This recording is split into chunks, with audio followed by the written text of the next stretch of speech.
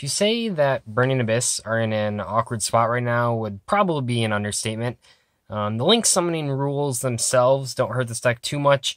If we end up getting a Burning Abyss Link monster, the problem there is that we don't have a Burning Abyss Link monster, which means that if you want to summon more than just one Dante at a time, you have to put a Link monster on the field first. But while you have that Link monster on the field, all the Burning Abyss monsters blow up, and that's obviously not very productive. But I think this deck's playable, and I think actually it's not Link summoning that makes this deck unplayable right now. I think it's more of True Dracos and all of that shenanigans. It's pretty much impossible to out those cards without Kaijus in this deck. And but if something happens to Dragonic Diagram on the ban list, or especially Masterpiece, which is like the more important part, I think this deck could be a rogue contender. And I would feel fairly confident taking this to regional qualifier to get an invite. And if that does happen, I might even still do that because I think that this build is a lot of fun. And I'm trying out some tech that I've never played before in Burning Abyss. So anyway, let's get right into it. Let's see what I've been working on for the past couple weeks. I know I haven't posted a lot of deck profiles, but one of the reasons is because I was working on this. Anyway, though, we have 3 Skarm, obviously one of the best Burning Abyss monsters. The only other 3 of is Farfa. Very important to banish your opponent's stuff. This card is super disruptive, and it's helpful for preventing your opponent from making any Link summons. At the moment, summoning more than one monster from the extra deck is pretty costly. You not only have to have enough monsters for multiple extra deck cards, you also have to have enough monsters to make the Link monster first. So Farfa is good at preventing that. You can also Farfa. So the best Link monsters in the game right now are Mrs. Radiant and Decode Talker. If you Farfa either of those 2, they come back to the main monster zone, and then they don't have any horizontal arrows, so they don't give your opponent any more extra deck spots, which I thought is kind of cool. Anyway, though, we have a Seer, Graph, obviously, Libic, very important. Libic is sort of like a protection effect for your Burning Abyss monsters that prevents them from blowing up when you have a Link monster. Alec, Calcab, which is really good in the end phase for hitting the True Draco trap cards. And then Barbar for getting in really stupid wins. So that's for the Burning Abyss lineup. Maybe we'll get Graph or Seer back to 2 one day. But for now, it's pretty much just 3 of the ones that you can play 3 of. And then just a whole bunch of utility 1-ofs. A lot of times, you're just using some Beatrice anyway. You don't really want more than 2 of them in your hand at one time. So I think it's a pretty fair number. You can always get rid of them with Allure Darkness as well. The cards that don't blow up when you have Link monsters are Phantom Knights, and these cards were very important a while ago for putting some more pressure on your opponent, giving yourself some more utility with the trap cards. But for now, it's very important to play this lineup, and you can see I even bumped it up to 2 copies of gloves. So we have 2 gloves, 2 cloak, and 3 boots. I think that's pretty good because, yeah, these cards don't blow up when you have Link monsters, so they're actually pretty valuable. Definitely one of the most optimal hands is having, like, Cloak, Boots, and then Skarm, which was always a good opening, but even now, Beatrice is pretty tough for decks to deal with, outside of Masterpiece, of course, but I think that's sort of just a losing battle anyway. But yeah, I mean, that's still a pretty good opening. You get the Fogblade, you get the Beatrice, you get the Skarm Search. Pretty good. So I want to maximize on these, but obviously if you play 9 of them, there's just like way too many normal summons. So that's why we're just sticking with those guys. 1 tour guide, just 2 Fiendish Rhino. Now I know what you're thinking. Fiendish Rhino was sort of like the savior of Burning Abyss monsters with Links, because when you have Fiendish Rhino on the field, you can special summon all the Burning Abyss monsters you want, and they won't blow up because it protects it. While that is good, if it was a perfect world, that'd probably be fine. A lot of times you have to use your normal summon on something else. So the only time that you really get to do that is when you open Soul Charge. And that doesn't happen too often unless you're just a huge sack, I guess. But you obviously still want 2 of this. It's a really good thing to mill, just because it's any of the Burning Abyss monsters, usually a Graph. But yeah, that's those set up. And I thought about playing Crane as well, but I think that once again, really just trying to cut back on the normal summons here. We do have to play 2 Gamma Seal. Like I said, the True Draco cards are pretty much impossible to deal with. I was thinking about maining Mask of Restriction. Let me zoom in. I always forget that. I was thinking about playing 3 Mask of Restrict. Sorry, I saw that someone do that at an ARG with Pure Zodiacs. They were maining the Mask of Restricts.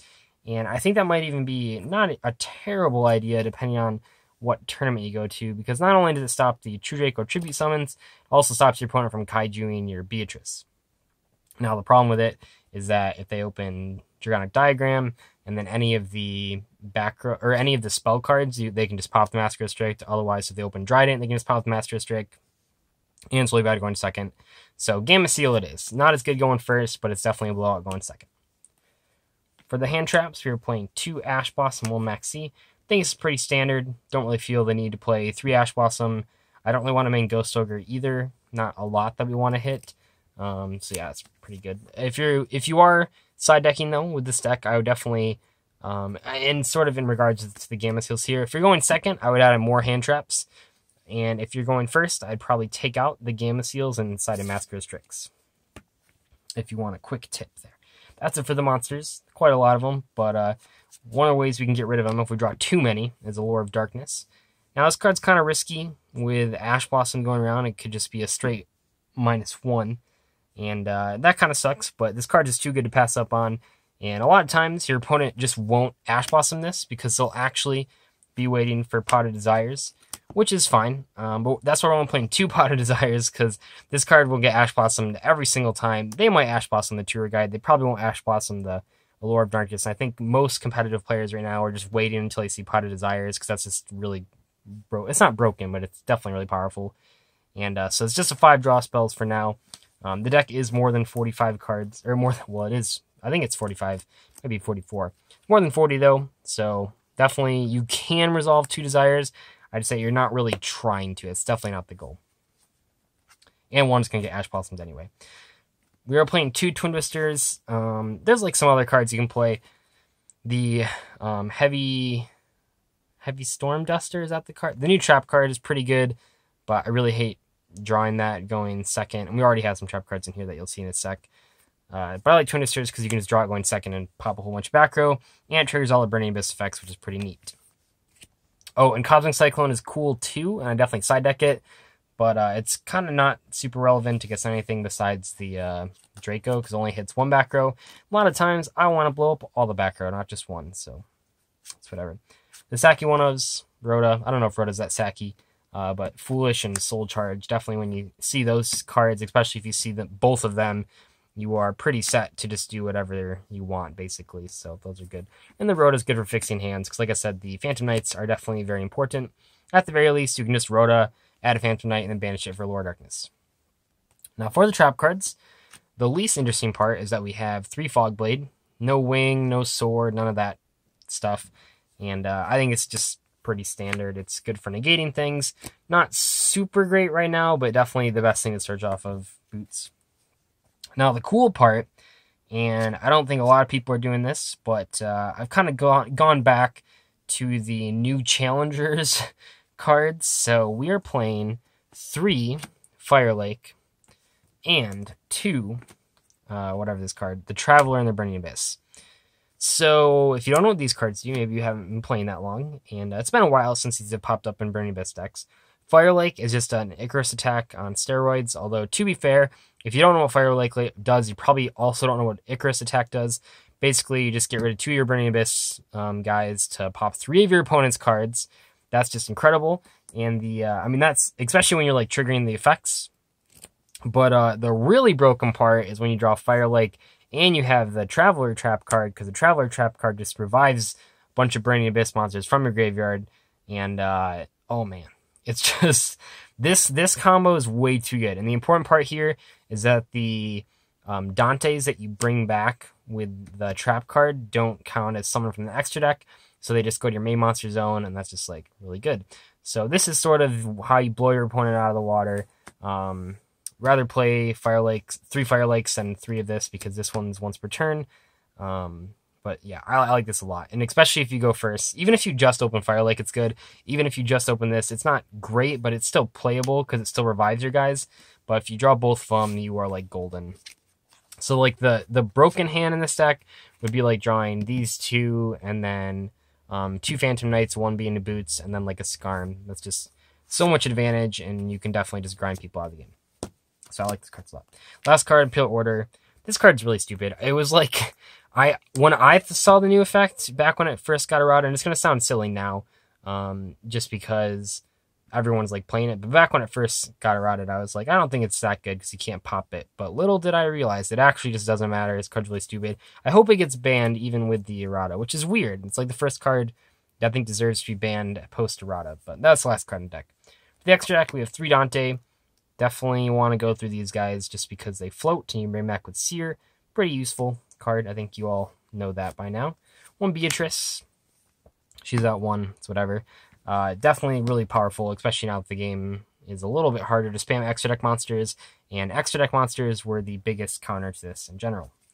1 Pilgrim. Not playing Virgil. Virgil's like pretty useless right now, whereas Pilgrim's actually pretty cool. I like it. It has big attack, good effect, good floating effect, and so that's the Burning Abyss guys, although I realize Beatrice isn't a Burning Abyss. We have 2 Levier the Sea Dragon, really important for not only comboing with Phantom Knights, but also comboing with Barbar. You can get some slick plays there. I can't spam 3 of them, though. Really hard to do that. 1 Grand Pulse, 1 Nightmare Shark for winning games you shouldn't, 1 Break Sword, 1 Exceed Rebellion, and actually these 2 kind of go along with the next 2, too. So we have the sort of your rank up, I hate saying rank up package because I think that's stupid, but sort of a rank up duo here. We'll say duo. And then you have another one right here, Giga Brilliant and Corbage. The important thing here, which I'm sure you know, is that when you rank up, and same thing with Beatrice as well, look at all the different rank ups we have. I should have played actual rank. But so the important thing is that when you put an extra deck monster on top of another extra deck monster, you don't need like a link marker or anything to do that, so you can just do that fine. So that's pretty cool. So those are sort of ways to cheat bigger monsters onto the field. The only link monsters we're playing, and there aren't really... One of the problems with this deck, probably the biggest problem, is there's no good link monsters to play that like really, truly synergize with this deck. So we're playing 1 Decode Talker because it's pretty much the best generic link monster, even though like I hate saying that because Mrs. Radiant is just so much better. But it's obviously not generic. I guess this one's fine. And then 1 Firewall Dragon, which might sound silly, especially because we don't really have a good way to link climb. But when you have the one of the better plays, not only does this just completely drown your opponent in card advantage because you just blow up 3 cards, trigger a bunch of effects. When you bring them all back, you can then, especially if you got rid of multiple Dantes, you can then use them for Firewall Dragon and then get all their effects again, and it's just really stupid. So I like that play a lot. And also, if you draw Soul Charge, you can make it. But Firewall Dragon's pretty cool. It's a pretty cool defensive card, especially when you can have it next to like a Beatrice. So I like it. It's a little bit harder to make. I don't want to play Gofu. I just hate Gofu so much. It's just so bad. But boy, when you draw the trap card to Soul Charge, you can usually make the Firewall Dragon. Usually just wins the game immediately.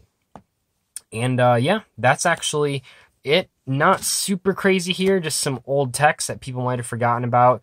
Maybe some weird ratios here and there. But I think this deck's actually not that terrible. Like I said, if Masterpiece or Draconic Diagram gets hit to a point where that deck isn't being played in tournaments, I would definitely confidently take this to a regional qualifier and feel pretty safe in terms of getting an invite. But hopefully you guys enjoyed this profile.